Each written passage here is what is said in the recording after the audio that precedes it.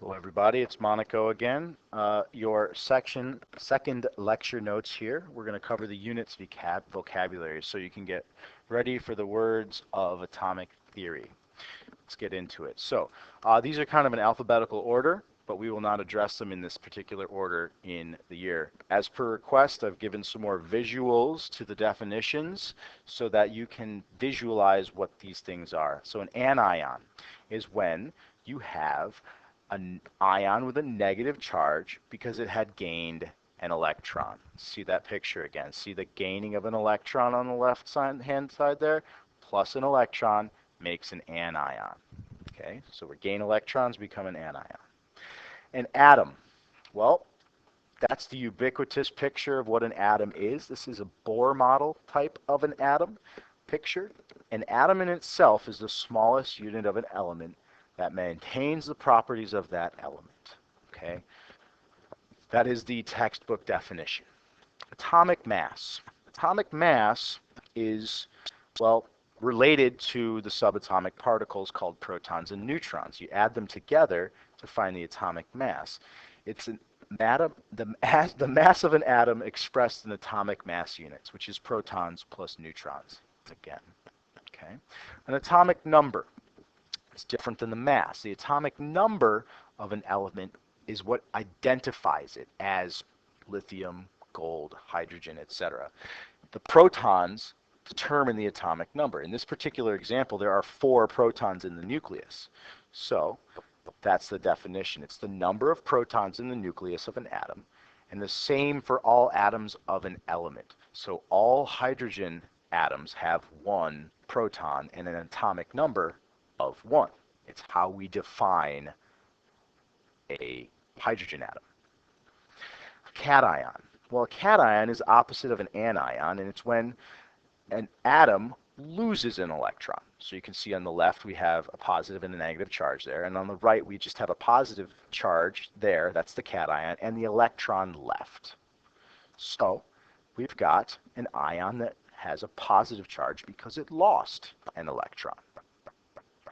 Ionic charge. Ionic charges arise from the difference in the number of the protons and electrons in an atom.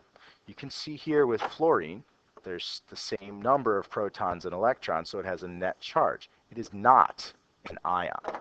But something like fluoride, which has 9 protons, 10 electrons, it's got more electrons than protons, is an ion because the charges are not in balance. So we have, yes, an ion happening there. So whenever the protons and electrons number is not in balance, you get yourself an ion. And depending on how many electrons you've got compared to protons, it's either a cation or an anion. Anions have more electrons than protons. Cations have more protons than electrons. So here let's see the ionic charge definition. It's the overall charge on the ion based on the number of protons and electrons. If they're equal, you have a net 0 charge. If they're out of balance, you're going to either have a positive or a negative charge, depending. What is an electron? Well, it's a subatomic particle. It is the opposite of a proton with respect to charge, and they are found outside of the nucleus in orbitals. So subatomic particle with a negative charge, no mass, and it resides in the orbitals or energy levels outside the nucleus. What is an electron configuration? Well, an electron configuration is a little roadmap for where the electrons are living.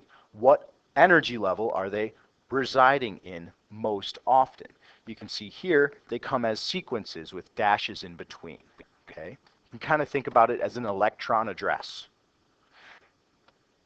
The arrangement of electrons in an atom is simply what the electron configuration is. An element, well, there's all 120 of them or so, 118, I apologize. The element is a unique kind of matter. It cannot be broken down by chemical means. Remember, that's a similar definition from previous unit. Excited state. This is a scenario where electrons orbiting around the nucleus of an atom have jumped out of their home neighborhood and moved up to a level. You can see there the ground state's in blue, the excited state's in red. So an excited electron decays. It wants to get back home. And as it does, it emits a quanta, or a packet, of light energy, or heat energy, or infrared energy, or ultraviolet energy. So an excited state is when an electron has gained enough energy to jump up to an energy level. Literally, it is much higher energy because it's further away from the nucleus. The ground state. Well, the ground state is, again, the electron's home base, if you will. It is the closest packed location to the nucleus where it prefers to orbit. And so the ground state is the lowest energy state of the electrons around a nucleus. The electrons can move between the excited and the ground state. And when they do, we get colored light coming out of these atoms, which is a very unique property of elements and atoms. The ion. Well, on the left here we have a sodium atom, and on the right we have a sodium ion. In this scenario, we lost an outside electron. You can see here there's 3 rings or orbitals of electrons around this sodium atom, but on the sodium ion there's only 2. So we've lost a ring of electrons, and in this case 1 electron was lost from the outer ring, leaving an imbalance between the protons and electrons, imparting a charge, which we then see written right there. Calibration's off. My fault. So a sodium ion, or an ion in general, is an atom or molecule that has gained or lost 1 or more electrons, and therefore has a positive or negative charge. So an ion is generically what you get when the protons and electrons are out of balance. There's a different number of each. An isotope. Well, an isotope is a special type of element. Okay? Here we have 3 isotopes of hydrogen. If you look at the pictures, you can see hydrogen, protium, 1, has 1 proton, P, in purple, 1 electron, E, in green around the outside in the orbital. Deuterium, or hydrogen 2, has a proton and a neutron in the nucleus, and still just 1 electron around the outside. And tritium, or hydrogen 3, has 1 proton and 2 neutrons, and that same 1 electron around the outside in the orbitals. So an isotope is really an atom with the same number of protons, but a different mass number because there's a different number of neutrons. So if you have a varied number of neutrons, you create a different isotope of the element. If you have a varied number of electrons, you create a different ion of the atom.